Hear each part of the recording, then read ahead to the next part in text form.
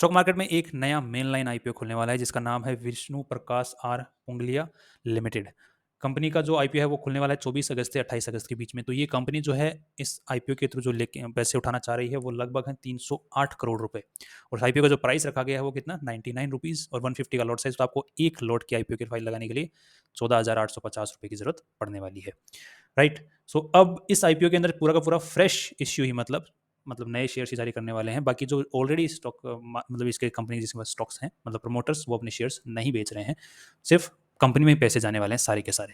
Right. तो अब ये कंपनी करती क्या है, वो इस कंपनी की बात करते हैं तो ये गवर्नमेंट्स के जो प्रोजेक्ट्स होते हैं उनको लेती है और बाद में पूरा करती है। गवर्नमेंट्स के जो मेन प्रोजेक्ट्स होते हैं वो किससे, इंफ्रास्ट्रक्चर से रिलेटेड गवर्नमेंट्स के मेन प्रोजेक्ट्स होते हैं।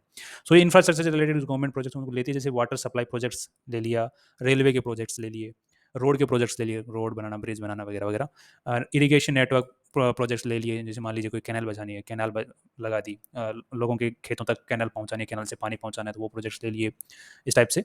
सो इस टाइप के मेन जो प्रोजेक्ट्स हैं वो कंपनी लेती है और उन्हीं के ऊपर में कंपनी काम करती है और मेनली गवर्नमेंट्स के प्रोजेक्ट लेती है। प्राइवेट अगर प्रोजेक्ट्स इनके गवर्नमेंट के प्रोजेक्ट्स और प्राइवेट प्रोजेक्ट्स के अगर बीच में डिफरेंस देखा जाए तो प्राइवेट जो है 1% प्रोजेक्ट्स हैं जो इन्होंने लिए हैं, बाकी 99% गवर्नमेंट प्रोजेक्ट्स ही पे ही काम किया कर रहे हैं। सो इस आईपीओ के अंदर में पहले आईपीओ लेके आने से पहले मैक्सिमम जो शेयर होल्डिंग थी वो प्रमोटर्स के पास में थी, और आईपीओ आने के बाद में जो प्रमोटर्स हैं इस कंपनी के उनके पास में शेयर होल्डिंग बचेगी 74-75% के आसपास में। तो कंपनी के जो प्रमोटर्स हैं उतने ही शेयर स्टॉक मार्केट में जारी कर रहे हैं जितने सेबी द्वारा मैंडेटरी है, देना ही पड़ेगा इतने शेयर पब्लिक को, उतने ही दे रहे हैं, ज्यादा नहीं दे रहे हैं। इसका मतलब जो प्रमोटर्स उनका कंपनी के अंदर बहुत बड़ा कॉन्फिडेंस है कि कंपनी फ्यूचर में काफी अच्छा प्रॉफिट कमाएगी। अगर आगे बात करते हैं तो कंपनी जो इस आईपीओ के तो जो पैसे उठाने वाली है उनका क्या करने वाली है, अगर उनकी बात करते हैं तो कंपनी के जो लगभग कितने 308 करोड़ रुपए उठाने वाली है। तो कंपनी के ऊपर आज के दिन लोन है 250 करोड़ का। तो कंपनी बोल रही है कि मैं लोन का जो पैसा है, मतलब ये जो आईपीओ से जो पैसा आ रहा है उससे लोन नहीं चुकाऊंगी। उनसे क्या करने वाली है, अगर उसकी बात करते हैं तो कंपनी ने अपने जो डीआरएचपी है उसके अंदर बताया कि 62 करोड़ रुपए तो है मैं अपने परचेजिंग कैपिटल इक्विपमेंट की, मेरे को इक्विपमेंट्स खरीदने हैं उनके लिए काम में लेने वाली हूँ। बाकी वर्किंग जो मेरा नॉर्मल जो बिजनेस चल रहा है उसके अंदर में बिजनेस को बढ़ाने के लिए, एक्सपेंशन के लिए वर्किंग कैपिटल के अंदर में पैसा काम में लेनी हूँ 150 करोड़ रुपए के लगभग में।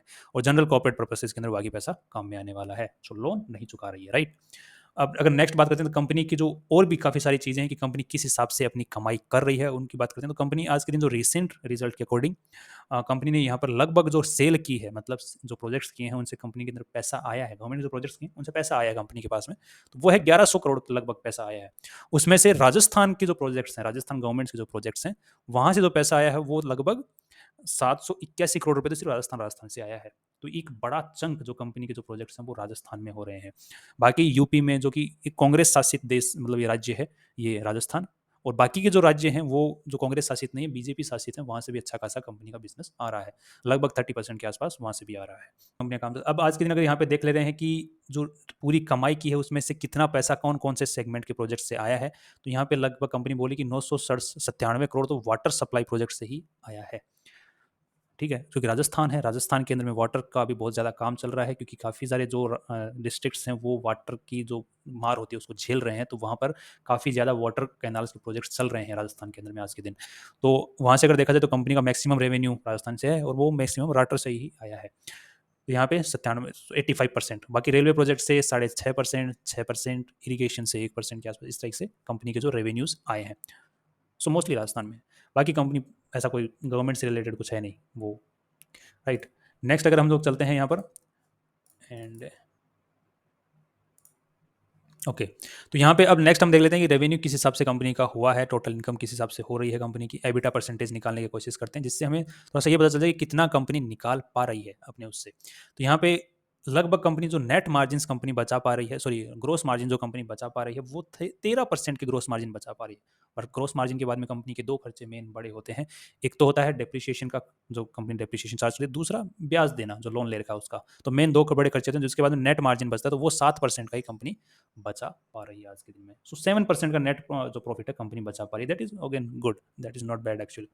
और जिस हिसाब से कंपनी के जो रेवेन्यूज हैं वो बढ़ रहे हैं, ग्रोथ जो है सेल के अंदर, जिस हिसाब से कंपनी प्रोजेक्ट्स ले पा रही है गवर्नमेंट्स के, वो बहुत अच्छे अच्छे प्रोजेक्ट्स कंपनी ले पा रही है। जैसे 2021 में 500 करोड़ तक के प्रोजेक्ट्स कंप्लीट कर रहे थे, बाद में 8 करोड़, तो ये सीधा डबल छलांग हो गई, मतलब 50% की छलांग हो गई, और यहाँ पे फिर 60% की छलांग हो गई। तो कंपनी अच्छे प्रोजेक्ट्स में रेवेन्यू अच्छे जनरेट कर रही है। राइट। अब अगर नेक्स्ट कंपनी के थोड़े से पीबी और पी रेशियो को एक बार कंपेयर करके हम लोग देख लेते हैं और उनको कॉम्पिटिटर्स के साथ में कंपेयर करके देख लेते हैं तो किस हिसाब से कंपनी काम कर रही है। तो आज के दिन जो कंपनी की टोटल ओवरऑल वैल्यू अपनी लगा रही है वो 1233 करोड़ की लगा रही है। और कंपनी की सेल कितनी की कर पा रही है रिसेंट रिजल्ट में, 1100 करोड़ के आसपास की। सो वैल्यू तो ठीक ठाक ही लग रही है, सेल के आसपास में लगा रही है। अब यहाँ पे नेट मार्जिन भी जो है 7-8% के आसपास में है, तो वैल्यू तो ठीक लग रही है सेल को देखते हुए। अब यहाँ पे नेक्स्ट अगर हम लोग देख लेते हैं पीबी और पी रेशियो की बात निकालें, तो पीबी रेशियो जो, क्योंकि लोन के पैसा चुकाएगी नहीं, तो ये जो आईपीओ में जो पैसा आने वाला है सारा का सारा कंपनी के पास में ही जाने वाला रिजर्व्स के अंदर में। सो 300 सो पीबी रेशियो यहाँ से अपने पास में आ जाएगा। सो इसको हम डिवाइड कर देते हैं, डिवाइड बाई 600 करोड़। सो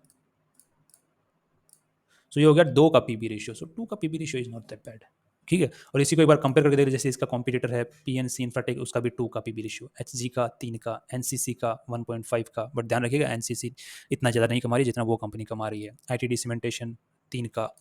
सो लगभग पीबी रेशियो अच्छा है, राइट।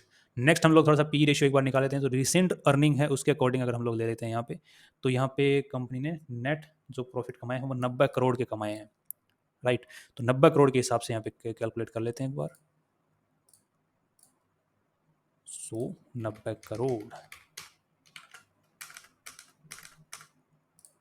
सो 13 का पीई रेशियो निकल के आया है, जो कि आफ्टर द आईपीओ कंपनी के पास में पैसे जाएंगे तो कंपनी और अच्छे प्रोजेक्ट्स ले पाएगी, क्योंकि कंपनी अच्छे खासे ग्रोथ मतलब वर्किंग कैपिटल में खर्चा करने वाली है, इसलिए तो लोन नहीं चुका रही है, क्योंकि कंपनी के पास में प्रोजेक्ट्स अच्छे अच्छे आ रहे हैं, कंपनी को पैसों की जरूरत है, तो कंपनी और अच्छे प्रोजेक्ट्स ले सकती है, रेवेन्यूज इंक्रीज होंगे, तो जिसकी वजह से नेट प्रॉफिट्स इंक्रीज होने की ज़्यादा उम्मीदें हैं। क्योंकि कल को अगर कंपनी लोन लेके अगर वही वर्किंग कैपिटल रिक्वायरमेंट कंप्लीट पूरी करती तो हमें नेट प्रॉफिट्स के अंदर में मतलब छेद देखने को मिलता, होल देखने को मिलता, बट यहाँ पर नहीं है ऐसा कुछ। अब फ्यूचर में उम्मीद कम है, इसलिए नेट प्रॉफिट्स इंक्रीज होने की उम्मीद है। सो पी रेशियो अगर कंपेयर करके देखते हैं तो यहाँ पे 13 का पीएनसी का है, एचजी का 11 है, एनसीसी का 14 और आईटीडी का 23 का है, और इस कंपनी का कितना है 13 का, 13.5-14 का आसपास में है। सो ये भी ठीक है, मतलब ऑन द मतलब वैल्यू वहीं पर है जहाँ पर कॉम्पिटिटर्स के जो वैल्यूज हैं उन्हीं के आसपास में है। अब यहाँ पे कॉम्पिटिटर्स के साथ में वैल्यू ध्यान रखिए, दूसरी चीज जैसे पीएनसी इंफ्राटेक है, इसका जो शेयर होल्डिंग पैटर्न है वो सिर्फ 56% है प्रमोटर्स के पास में। एचजी के पास में जो है उनका कितना है 74, मतलब एचजी वाले भी अच्छा खासा होल्ड कर रहे हैं आज के दिन में।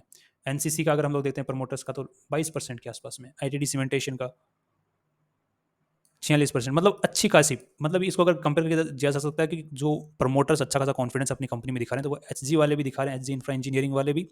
और इसी के साथ में अच्छे से कंपेयर करके अगर हम अगर देख लेते हैं तो पीबी रेशियो जो आईपीओ लेके उस कंपनी का अच्छा है इस कंपनी के मुकाबले, और पी रेशियो लगभग वहीं पर है, मतलब इतना ज़्यादा इफेक्ट है नहीं वहाँ पर।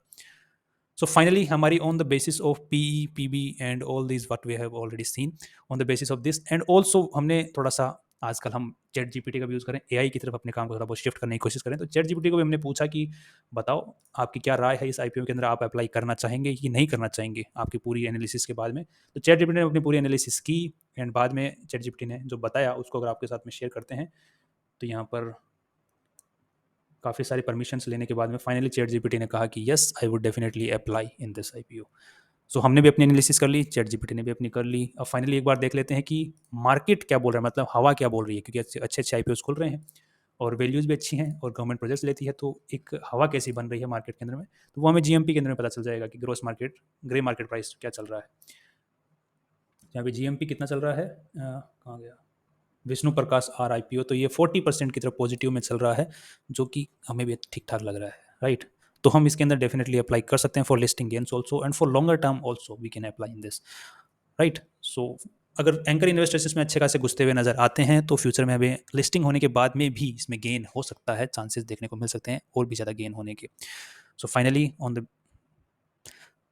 सो that's all for today and see you tomorrow.